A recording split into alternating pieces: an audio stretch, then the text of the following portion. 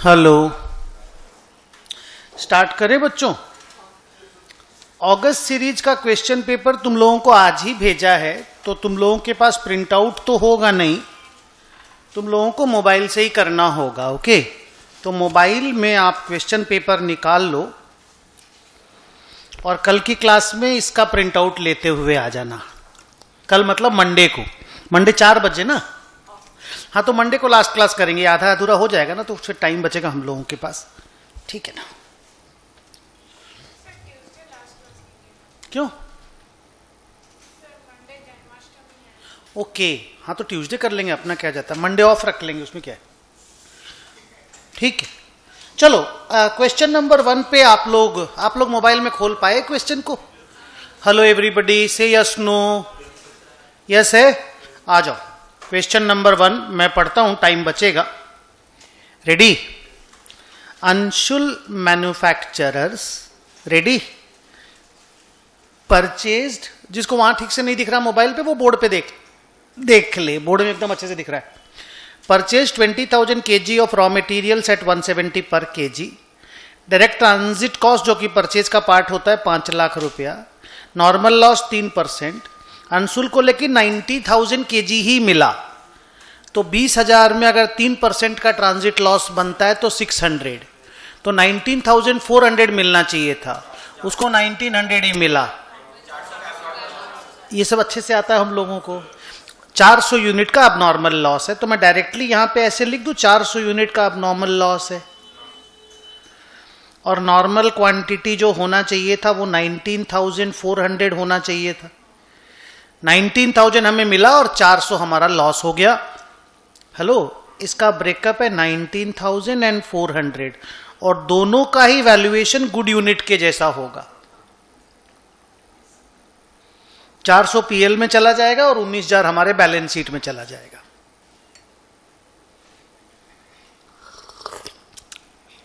आगे, during the year it consumed 76,400 raw material, इसमें से 17,600 कंज्यूम कर लिया, माने मैन्युफैक्चर हो गया, फिनिश गुड्स बन गया। तो 1400 का अभी भी हमारे पास क्लोजिंग स्टॉक है रॉ मटेरियल का। बाप रे, इतना डेडिकेशन रहेगा तो फिर तो बहुत बड़ा प्रॉब्लम है, मतलब हम बता रहे हैं आपको, मनु भाकर बन जाएंगे आप। अरे एकदम कंसंट्रेट करके मारती ना बंदूक।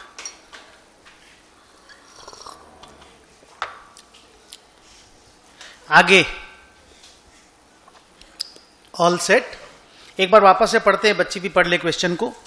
अंशुल ने 20,000 kg रॉ मटेरियल परचेज किया 170 पर kg करके। ट्रांजिट कॉस्ट 5 लाख लगा, normal loss 3% which is 600 units, पर उसको 19,000 ही मिला, दैट इज 400 का अब नॉर्मल लॉस, क्योंकि 19,600 मिलना चाहिए था। 17,600 कंजम्पशन हो गया, तो बाकी 400 का क्लोजिंग स्टॉक है। बोला परचेज प्राइस इंक्लूड्स 15 रुपया पर kg as GST, in respect of which full credit will be allowed. उसको कॉस्ट में इंक्लूड नहीं करेंगे, तो अपना कॉस्ट होगा 170 माइनस 15, क्योंकि उसमें इंक्लूड है 155, तो 155 करके 20,000 यूनिट हम लोगों ने परचेज करके मारा था। 31 लाख मेरा ये कॉस्ट लगा था और 5 लाख का मेरा ट्रांजिट कॉस्ट लगा था, तो मेरा मटेरियल में 36 लाख रुपया लगा था। वैल्यूएशन नहीं कर रहा हूं अभी मैं, वैल्यूएशन करेंगे। मटेरियल में अपना 36 लाख रुपया का मटेरियल कॉस्ट लगा है। हेलो, आगे, assume that there is no opening stock, answer the following question based on the above. पहला question, what will be the cost of material. यहीं पे अपने पास आंसर है। बोलो, what will be the cost of material. 36 lakh को tick लगा दो। Second question, what will be the value of closing stock. तो पहले पर यूनिट निकालना पड़ेगा, रुको ऐसे नहीं। 36 लाख मेरा खर्चा लगा और बाई 19,400 जो नॉर्मल क्वांटिटी होता है, याद है ना, ये लोग उस दिन भी किए थे। तो 36 लाख डिवाइडेड बाई 19,400 कितना आता है?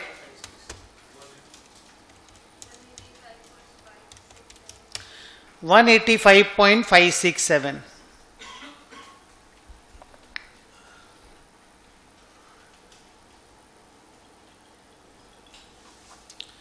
तो बोला what will be the value of closing stock of raw material. Closing stock अपने पास 1400 क्वांटिटी है, तो 1400 इंटू दिस, क्योंकि गुड यूनिट की तरह तो वैल्यू होगा, क्लोजिंग स्टॉक तो गुड यूनिट ही है। मल्टीप्लाई किए तो आंसर आया 259,794। ढूंढो कहां है 259,794, नहीं है वहां पे, तो राउंड ऑफ किया है उन्होंने, तो 259,700 को टिक लगा दो।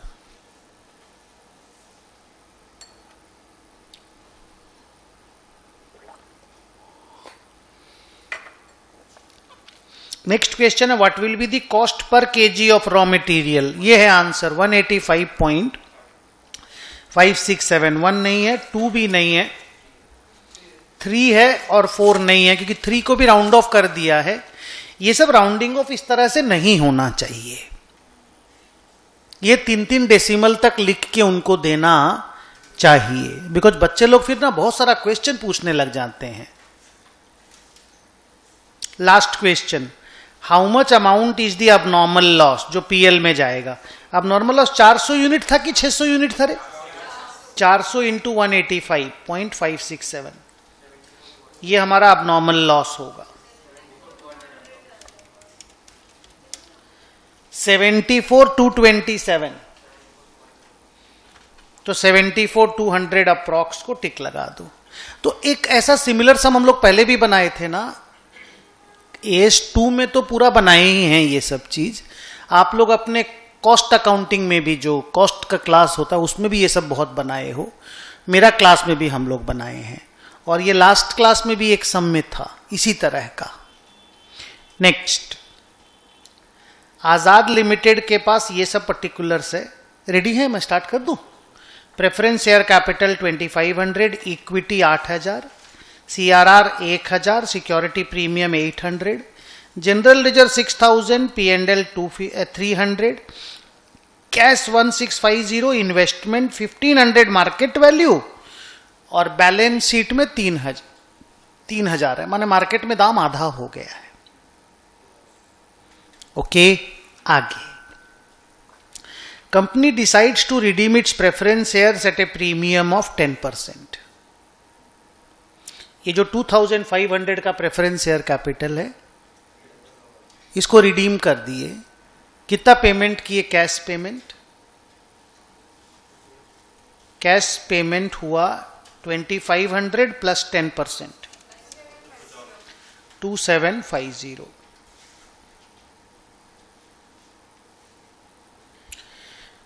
फिर लिखा बाईबैक किए 25% इक्विटी शेयर एट 15 पर शेयर। ये इक्विटी शेयर है, देखो 10 ईच है, 800 शेयर, नहीं 25% ना, 2000, अमाउंट में 200, नंबर में 200। हेलो, 2000 नंबर पे, तो नंबर में तो 200 होगा ना, 2000 अमाउंट है, तो 200 का 15 रुपया करके बाईबैक किए, 3000 ना, 200 इंटू 15, 3000।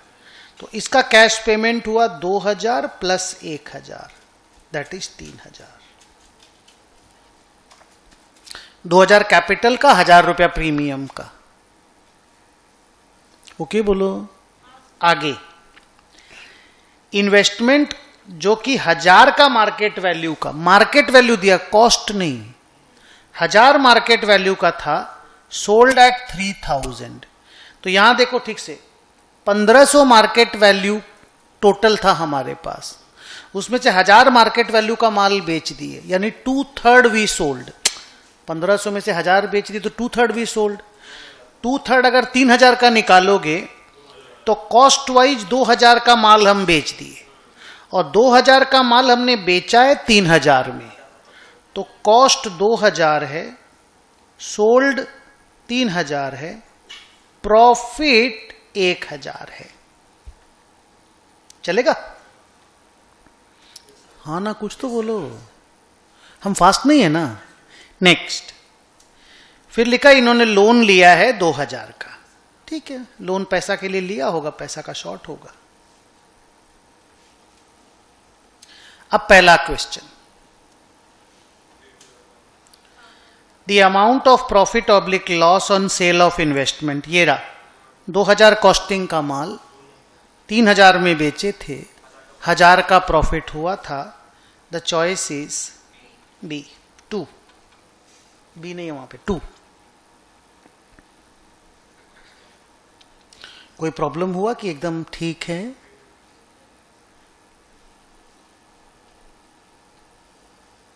आप लिख रहे हो इतना इतना, तो घर में कर लेना लिखने का काम तो।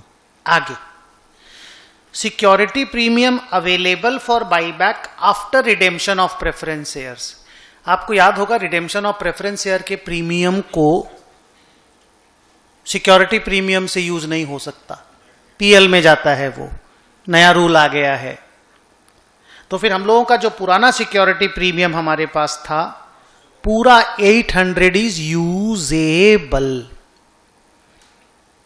तो 800 अगर चॉइस में है तो 800 को टिक लगाओ। अच्छा, अगर 800 चॉइस में नहीं होता ना तो 550 को लगा देना कि भाई कंपनी 133 के अंडर में नहीं है, माने कंपनी एस के हिसाब से बुक्स नहीं। याद है उसमें कहानी था कि कंपनी एस के हिसाब से बुक्स नहीं बनाता।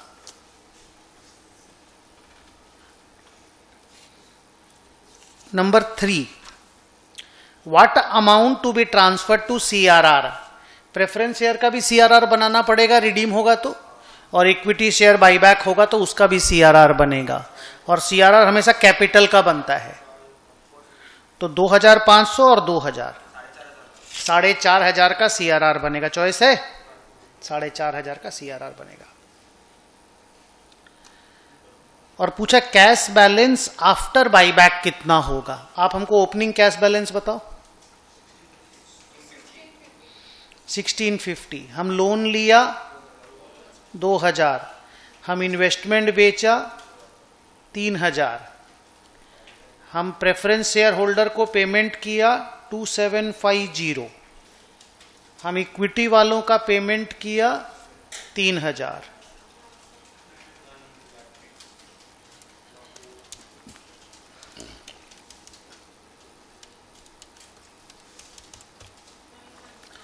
$900 का चॉइस है क्वेश्चन पेपर में, 4।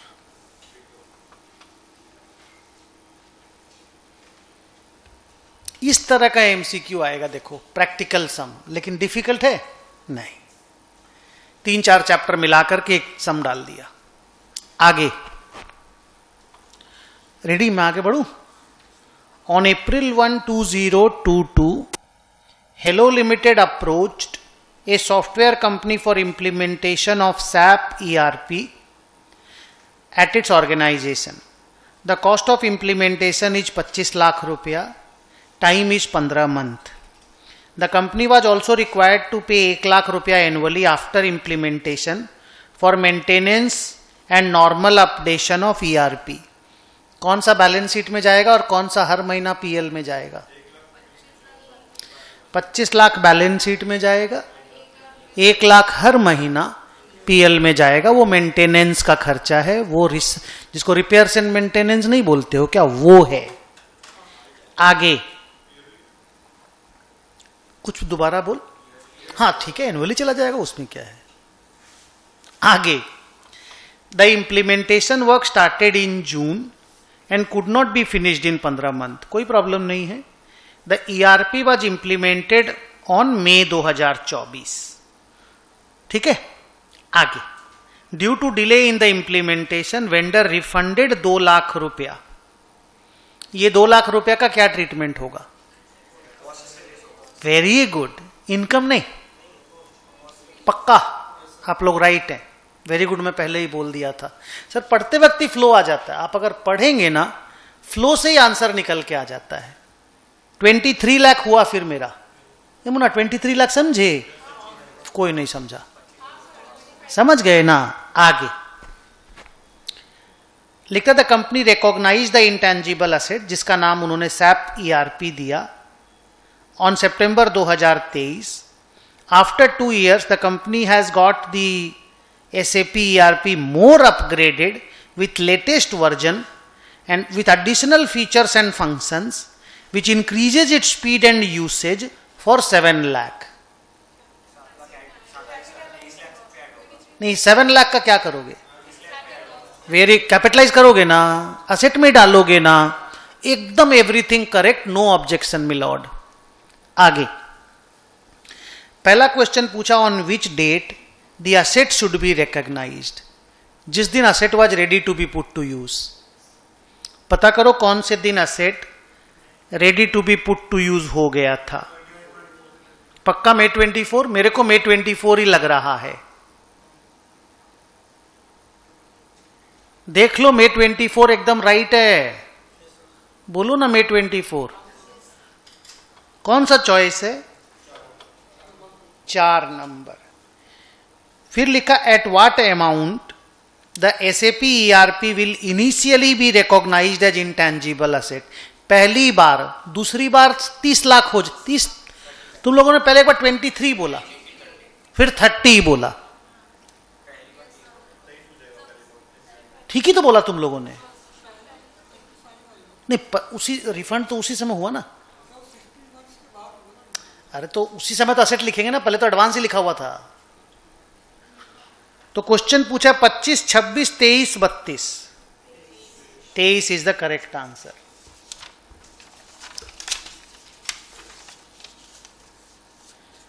नेक्स्ट क्वेश्चन, एनुअल मेंटेनेंस और अपडेशन का खर्चा कैसे अकाउंट फॉर होगा? 1 intangible asset,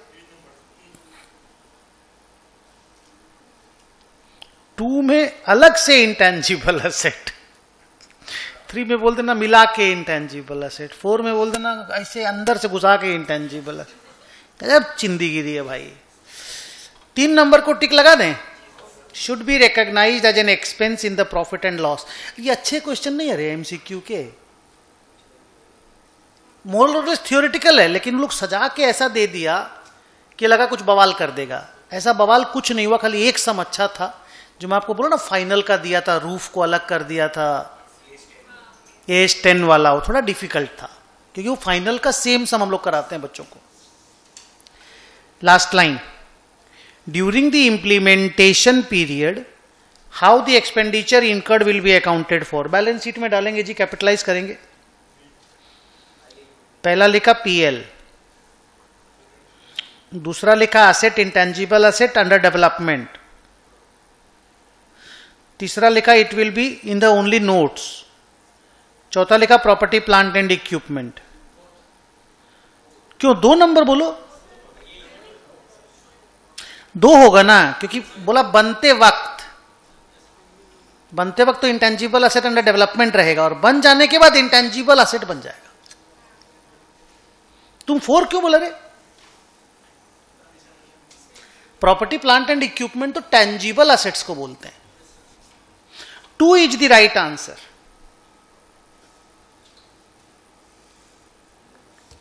next MCQ number 4. विजय ने बोरो किया 30 लाख रुपया, 5% इंटरेस्ट रेट था. मशीन परचेज किया 60 लाख का, बोरोड मनी से परचेज किया, तुरंत प्रोडक्शन स्टार्ट हो गया. 1 साल लगा पूरा ऑप्टिमम मार्केट को क्रिएट करने में और ढंग से रेवेन्यू जनरेट करने में. कितना बोरोइंग कॉस्ट कैपिटलाइज करोगे? बोलिए.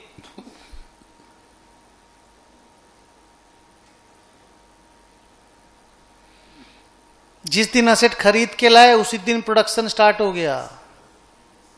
असेट को कंस्ट्रक्ट करने में हम लोगों का कोई वक्त ही नहीं लगा. तो बोरोड मनी का सारा इंटरेस्ट PL में जाएगा, कैपिटलाइज नहीं होगा, बिकॉज जो असेट है वो क्वालिफाइंग असेट है ही नहीं. तो कितना रुपया PL में भेज रहे हो, बैलेंस शीट में भेज रहे हो? नील. नेक्स्ट क्वेश्चन याद का है, मेमोरी का.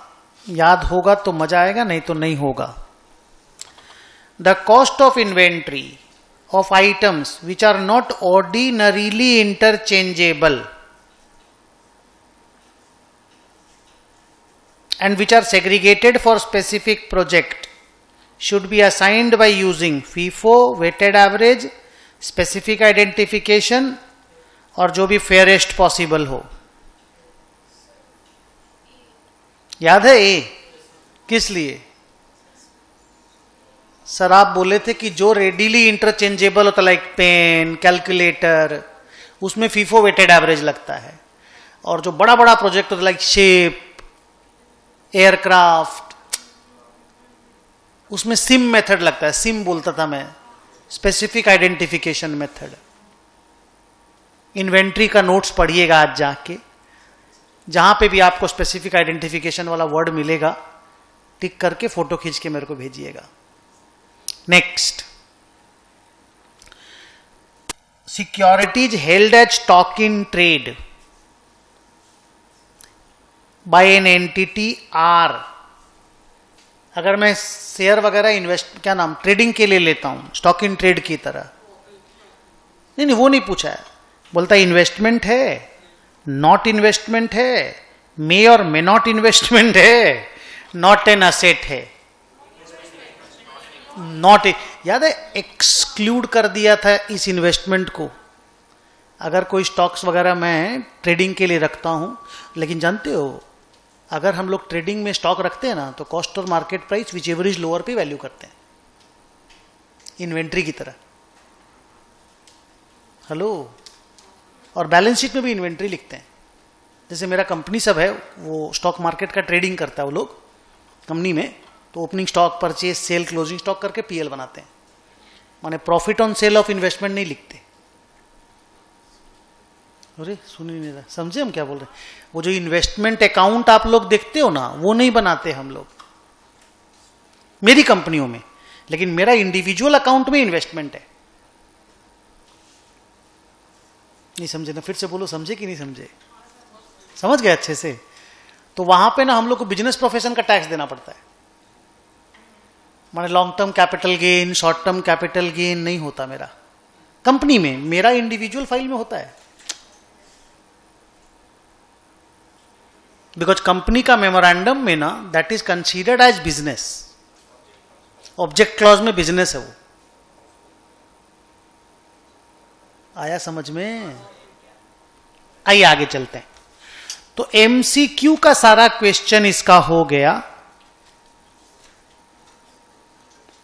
अगला क्वेश्चन पढ़ो. क्वेश्चन 1 इज कंपल्सरी, बाकी 5 में से 4 करना एज यूजुअल. ए ने इन्वेस्टमेंट परचेज किया 8% कन्वर्टिबल डिवेंचर. ये बनाना होगा, ऐसा सम हमारी क्लास में नहीं है, सिमिलर है बट बनाना होगा. 2 लाख का फेस वैल्यू का माल है, 108 करके खरीदा. 1 जुलाई में फिर खरीदा, 1 अक्टूबर को बेचा, 1 दिसंबर को कंपनी ने कन्वर्जन का ऑप्शन दिया.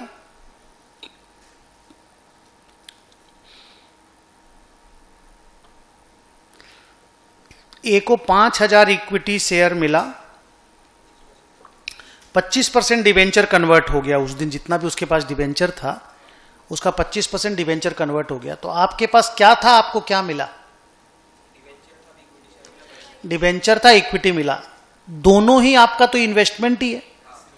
डिवेंचर इन्वेस्टमेंट का एक लेजर खोलना होगा, एक इक्विटी इन्वेस्टमेंट का खोलना होगा. जब कन्वर्जन होगा, कन्वर्जन जब आपको डिवेंचर के बदले इक्विटी मिलेगा तो आपका क्या बुक में एंट्री आएगा? सोचो.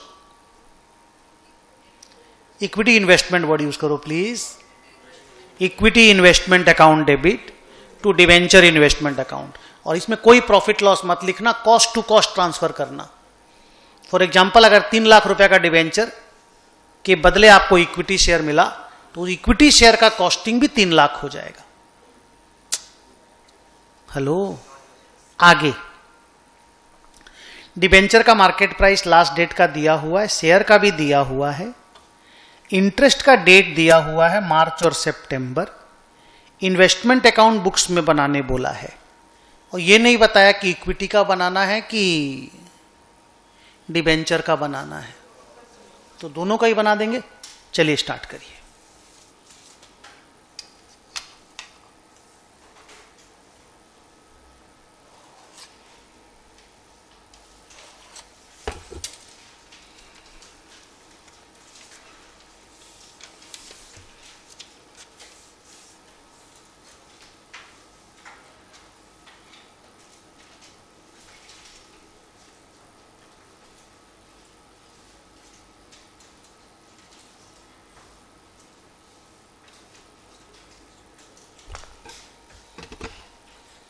डिबेंचर का कितना कॉलम बनता है इन्वेस्टमेंट में? 3 कॉलम।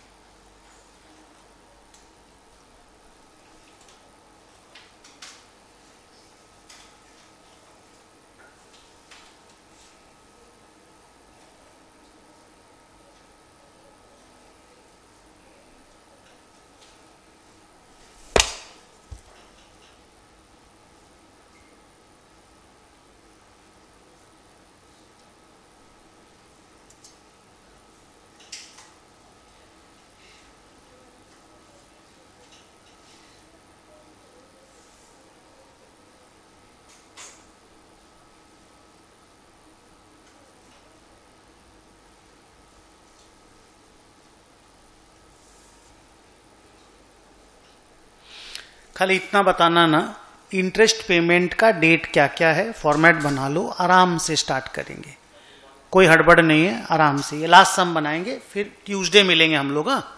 ट्यूसडे को 4 बजे।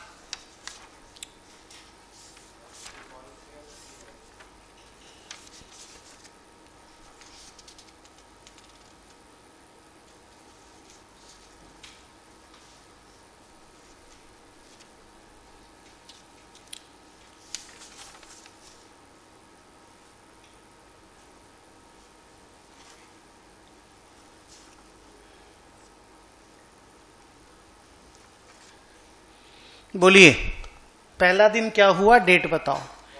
5 चीज लिखना है, date, particulars, number, amount, interest. Date बोलो। 1/4 टू बैंक। 100 मान लो फेस वैल्यू। हाँ, तो कितना नंबर ऑफ डिबेंचर परचेज हुआ? क्योंकि 1 अप्रैल को परचेज हुआ है और मार्च और सितंबर में इंटरेस्ट है, तो अभी अभी मार्च खत्म हुआ है, तो कोई इंटरेस्ट का झमेला इस क्वेश्चन में अभी नहीं होगा। तो जो भी प्राइस हम पे कर रहे हैं वो अमाउंट कॉलम में चला जाएगा। कितना प्राइस हम पे कर रहे हैं? नहीं, 2 लाख तो फेस वैल्यू है। 108 करके खरीदा हम लोगों ने, तो 2000 इंटू 108, तुमला कितना है? अरे मेरा है 2,16,000। चेक करो जल्दी, आपका फॉर्मेट रेडी है? ये अमाउंट आपका आया ठीक से? अगला लाइन पढ़ो। अच्छा, मार्च में और सितंबर में इंटरेस्ट याद रखिएगा। और मेरा ईयर एंडिंग कब का है देख लो तो, दिसंबर है, तो लास्ट में एक्रूड इंटरेस्ट का अकाउंटिंग करना होगा, याद रखिएगा। तो वो हो जाएगा, याद तो होगा ही, कोई दिक्कत नहीं, अभी हम रिवाइज भी करा देंगे। सेकेंड लाइन पढ़ो, कितना तारीख को परचेज हुआ है? 1 जुलाई। फिर परचेज है ना, 17 लिखो इधर लेफ्ट में, टू बैंक लिखो, क्वांटिटी बताओ। रुको, पहले इंटरेस्ट निकाल लो। सुनो बेटा, पहले इंटरेस्ट निकाल लो, फिर देखेंगे कम इंटरेस्ट, एक्स इंटरेस्ट वगैरह। हाँ, तो अप्रैल में खरीदा, अप्रैल में लास्ट इंटरेस्ट हुआ था मार्च में, तो अप्रैल मई जून 3 महीना 100 रुपया है, 8% इंटरेस्ट है, साल का 8 रुपया, 3 महीना का 2 रुपया, 1000 इंटू 2, 2000 रुपया। सर और कोई तरीका है निकालने का? कर सकते हो 1 लाख इंटू 8% इंटू 3/12। ये अच्छा है ना यार, 8% साल का है, 100 रुपया पे 8 रुपया, 3 महीना का 2-2 रुपया करके 3-3 महीना का 2000। अब ये प्राइस को बताओ, कम इंटरेस्ट लिखा है कि एक्स इंटरेस्ट लिखा है? तो क्या करना होगा, इधर लिख दो 1,10,000, क्योंकि टोटल पेमेंट हम लोगों ने 112 रुपया करके किया है। 112 इंटू 1000 इज 1,12,000। इसमें 2000 इंटरेस्ट का है तो माइनस करके लिखना पड़ता है। याद आया? नेक्स्ट लाइन, पहले इंटरेस्ट आएगा 30,9, तो इधर क्रेडिट साइड में आ जाओ, बाई बैंक लिखो। कितना डिवेंचर हमारे पास है?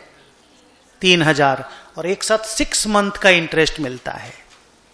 6 मंथ का 4 रुपया होता है, क्योंकि 8% है ना, साल भर का 8 रुपया होता है। Everybody help please.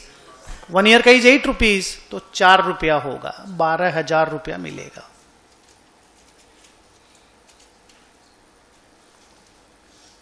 Next line,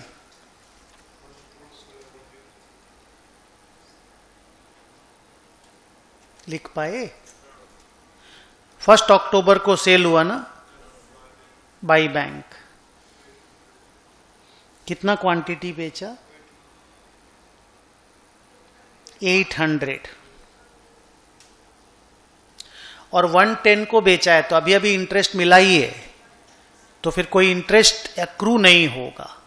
तो जो भी पैसा मिलेगा वो अमाउंट कॉलम में लिख दो। हाँ बेटा, 84,800 आया मेरा, तुम लोग का 84 आया? हाँ 105 में बेचा है, 84,000 आया, 84,000।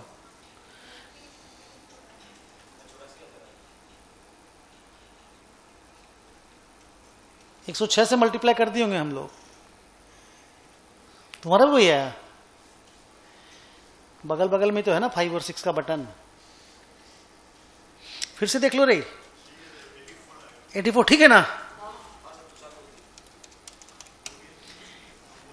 84,000 में सेल हुआ। अब रुको, प्रॉफिट लॉस निकालना होगा। सेल हुआ ना, तो एवरेज करना है कि फीफो करना है, ये क्वेश्चन बोलेगा। एवरेज करना है, तो मेरा पहला वर्किंग नोट,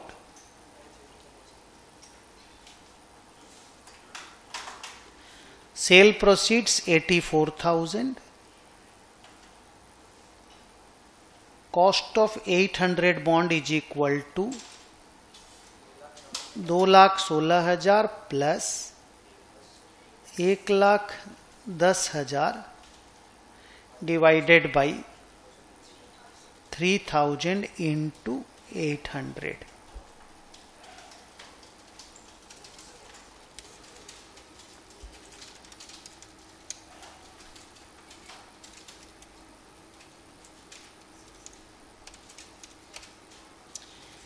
$86,933 ये राइट है कि रॉन्ग है, चेक कर लो। तो लॉस हो गया, कंफर्म करो कि 2933 का लॉस राइट है क्या। कैसे लिखना सिखाए थे, याद करके बोलो, नहीं तो हम हेल्प कर देंगे। बाई P&L, कौन से कॉलम में? अमाउंट वाला कॉलम में। नंबर में आ नहीं सकता, इंटरेस्ट में आ नहीं सकता, और अमाउंट कॉलम ही इसका कॉलम है। नेक्स्ट,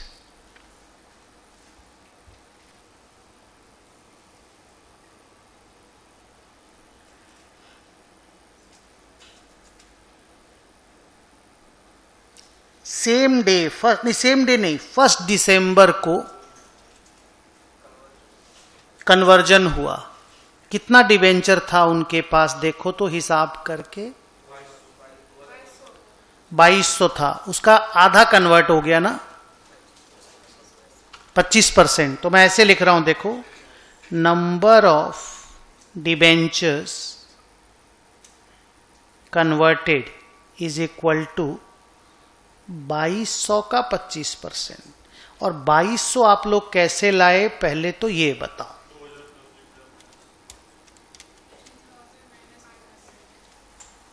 क्लियर है ना? इसका कॉस्ट पता करना है और उसी को इक्विटी बना देना है। तो कॉस्ट ऑफ 550 डिबेंचर, जैसे ये 800 का निकाले थे ना, वैसे ही 550 का निकाल लो। सीधा हम लिख दे रहे 3,26,000 बाई 3,000 इंटू 500,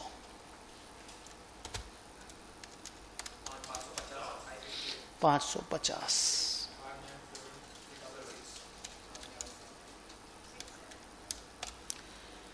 59,767।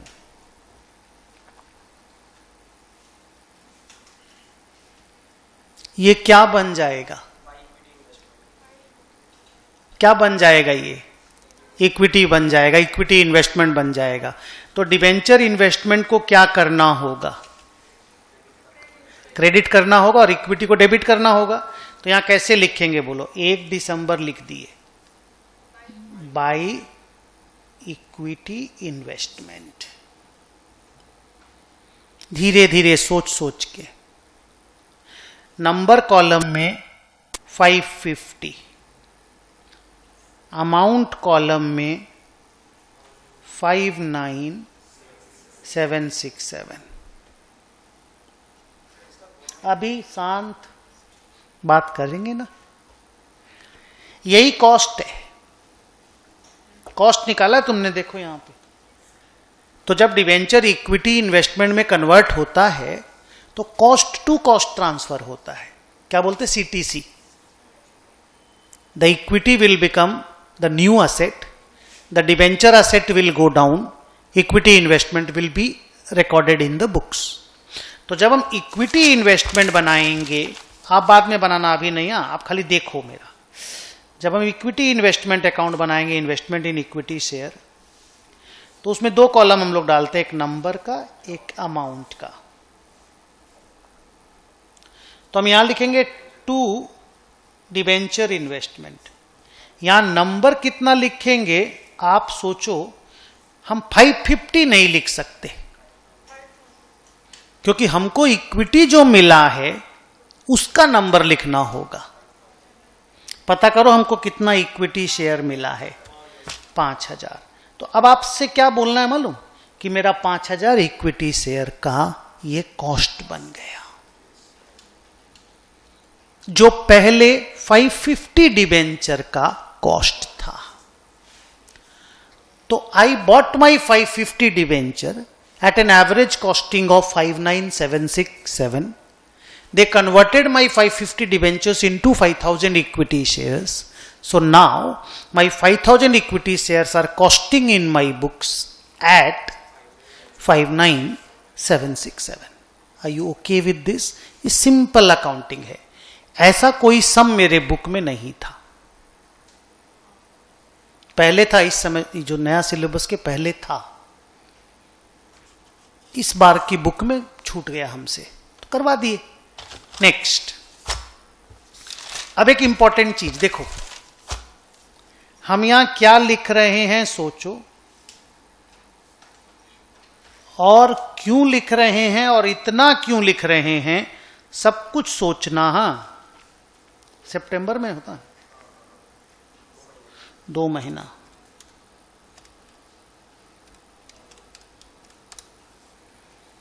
सोचिए जरा,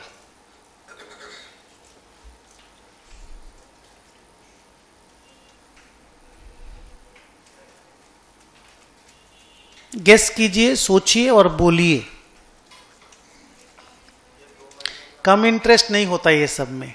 जब कन्वर्जन होता है ना तो कम और एक्स नहीं बोलते, इंटरेस्ट कंपनी देगा हम लोगों को। सर क्यों देगा? क्योंकि पिछला 2 महीना तक हम डिवेंचर होल्डर 550 के थे। अब हम नहीं रहे, अब हमको इक्विटी मिल गया तो आगे से हमको डिविडेंड मिलेगा, पर आज तक का जो इंटरेस्ट अक्रू हुआ उसका तो कैश पेमेंट हमको करना पड़ेगा उन लोगों को. So they are making this payment to us which is nothing but interest for 2 months. How did I found 2 months? How did I find 2 months?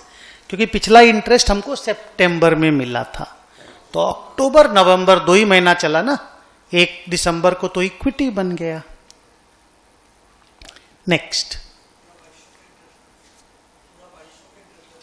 नहीं वो और मिलेगा, वो तो डेट में मिलेगा, पूरा 2200 पे मिलेगा, पर अभी 550 पे मिलेगा. और जो तुम्हारा बाकी जो बच गया ना 2200 में से, वो ड्यू डेट पे मिलेगा, बिकॉज उसके लिए तो हम डिवेंचर होल्डर है ना अभी, तो डिवेंचर होल्डर का ड्यू डेट पे मिलेगा. अभी क्यों मिलेगा? अभी तो जितना हमारा कन्वर्ट हुआ उस पे मिलेगा. हेलो, समझे क्या बोला वो बच्चा? क्या पूछा सुने? वो बच्चा पूछा कि सर पूरा 2200 पे तो मिलना चाहिए आपको इंटरेस्ट. मैं बोला मिलना चाहिए, पर 2200 में 550 ही तो कन्वर्ट हुआ है, बाकी तो जो 1650 मेरे पास है उसको तो ड्यू डेट पे इंटरेस्ट मिलेगा ना जी. सितंबर आएगा, फिर मार्च आएगा, तब देगा. खत्म हो गया सम की और है. मार्केट प्राइस दिया हुआ ना. हेलो, तो 31 दिसंबर में आ जाओ, ये मेरा ईयर एंड है. बाई बैलेंस सीडी लिखो और यहां लिखो 1650, और पहले लॉजिक बताओ 1650 हम कहां से लाए. ठीक है, अब यहां इसका कॉस्टिंग पता करना है, तो थर्ड वर्किंग बनाओ.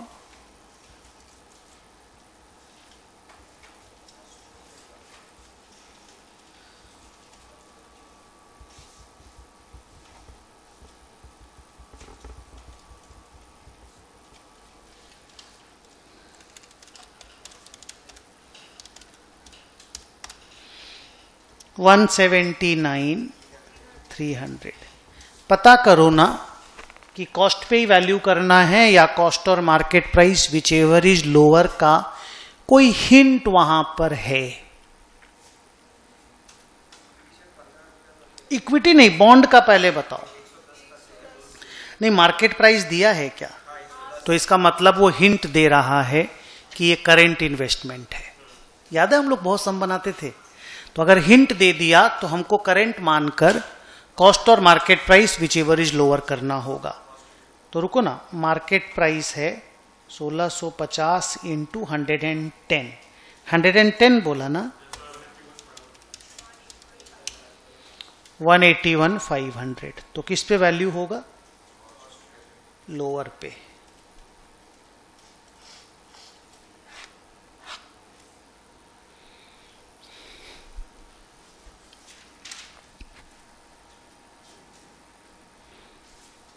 कमेंट कीजिए.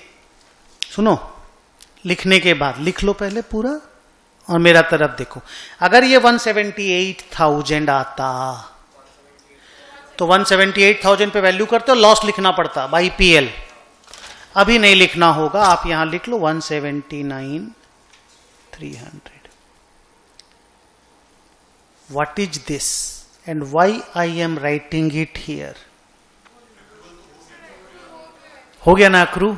कितना बॉन्ड पे, कितना महीना का? Very good. 3 महीना का माने 2 रुपया. 8 रुपया 1 साल का होता है.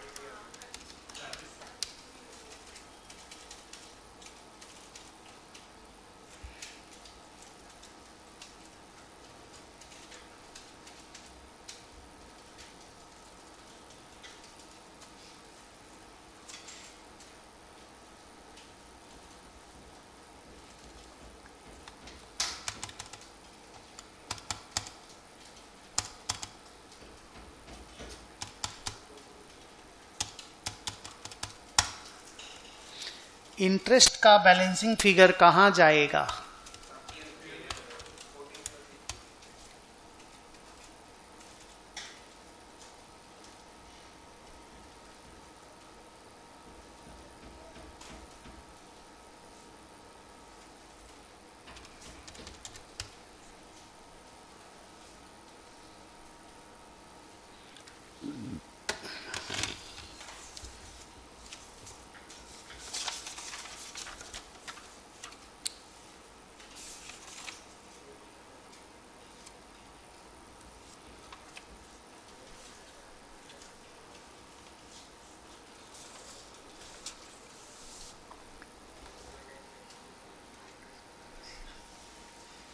सर आंसर मैच कर गया तुम लोगों का मेरे साथ?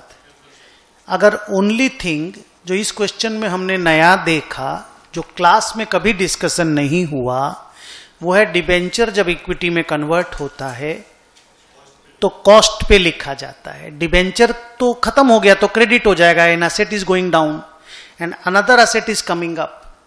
तो ये जर्नल सबको समझ में आता है, equity investment account debit to debenture investment हो जाएगा, लेकिन अमाउंट कॉस्ट होगा और उतना दिन का इंटरेस्ट हम लोगों को कैश में मिल जाएगा। ओके, अब आप लोग ये वाला लेजर बनाओ।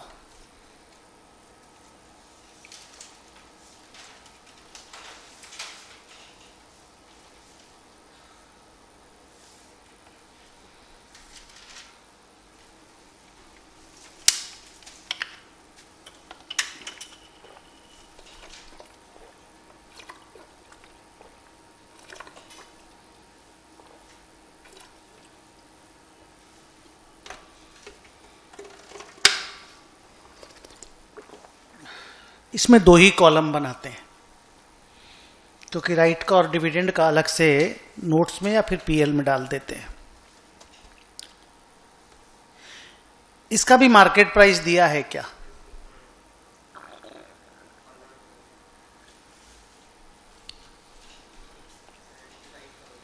बोलिए, इसका वैल्यूएशन कैसे करेंगे? कॉस्ट दिया है, कॉस्ट ऑफ इक्विटी इन्वेस्टमेंट है मेरा 59767। मार्केट प्राइस कैसे दिया है?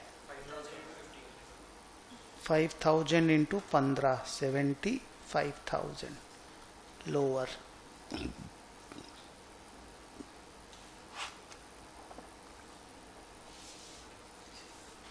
$59,767 लोअर आया।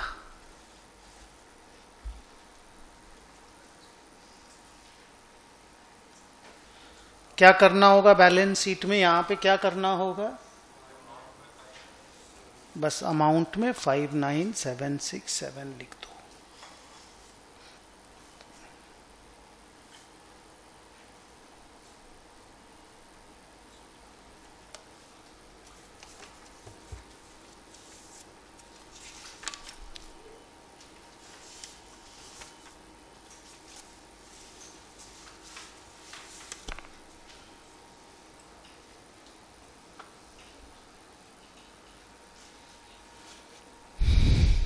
ओके, सो ये डिवेंचर इन्वेस्टमेंट का सम खत्म होता है। ये नंबर बी वाला सम हम लोग क्लास में किए हुए हैं।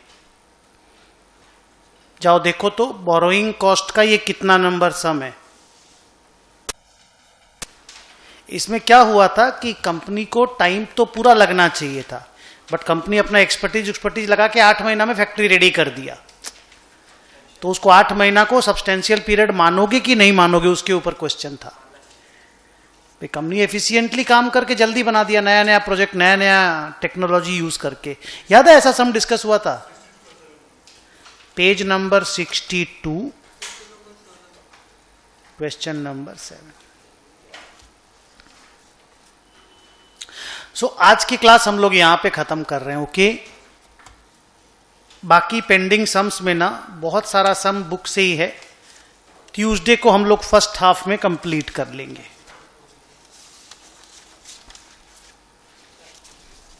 सो ट्यूसडे हम लोगों के सिलेबस का लास्ट क्लास होगा, बस खाली इसी को कंप्लीट करना है हम लोगों को। ओके,